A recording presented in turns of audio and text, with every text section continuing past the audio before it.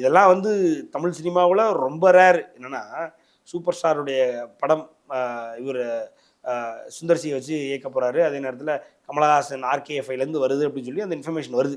அது இப்போ இல்லன்னு ஆயிருச்சு. அது வேற கதைன்னு வைங்களேன். ஆனா வருது அப்படிங்கும் பொழுது, அப்பவே பார்த்தீங்கன்னா, அத வந்து யாரு டிஸ்ட்ரிபியூட் பண்ண போறா? ரெட் ஜெயண்ட் தான் டிஸ்ட்ரிபியூட் பண்ண போறாங்கன்னு வருது. நீ என்ன இருக்கு? நான் படம் பார்த்தேன். படத்தினுடைய ஃபர்ஸ்ட் காப்பி வாங்கினேன். படத்தினுடைய ஃபர்ஸ்ட் காப்பி வாங்கி போட்டு நான் பார்த்தேன். அதுக்கப்புறம் எனக்கு நல்லா இருக்கு. இதுல இது செட் ஆகல, அது செட் ஆகல. நான் ஒரு சில சேஞ்சஸ் சொன்னேன் வச்சேன். இது எதுவுமே கிடையாது.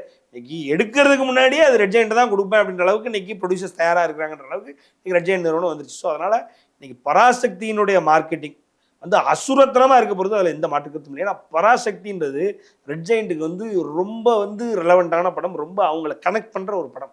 ஏன்னா பராசக்தி இந்தியாவிலேயே இன்னும் சொல்ல போனா என்னைய கேட்டா உலகத்திலேயே ஒரு மனிதன், ஒரு நடிகன் முதல் படத்திலே சூப்பர் ஸ்டார் ஆயிட்டாரா அப்படின்னு ஆகவே இல்லை. ஆனா ஆயிருக்காரு. அவர் யாருன்னா சிவாஜி கணேசன் அவர்கள்.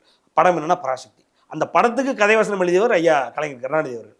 அப்படிப்பட்ட ஒரு படம். பராசக்தியினுடைய வசனங்கள் வந்து இன்றளவும் பேசப்படுகிறது. பராசக்தி படம் வந்து திமுகவுக்கும் குறிப்பா ஸ்டாலின் அவர்களும் குறிப்பா உதயநிதி ஸ்டாலின் அவர்களும் ரொம்ப கனெக்டான ஒரு படம்.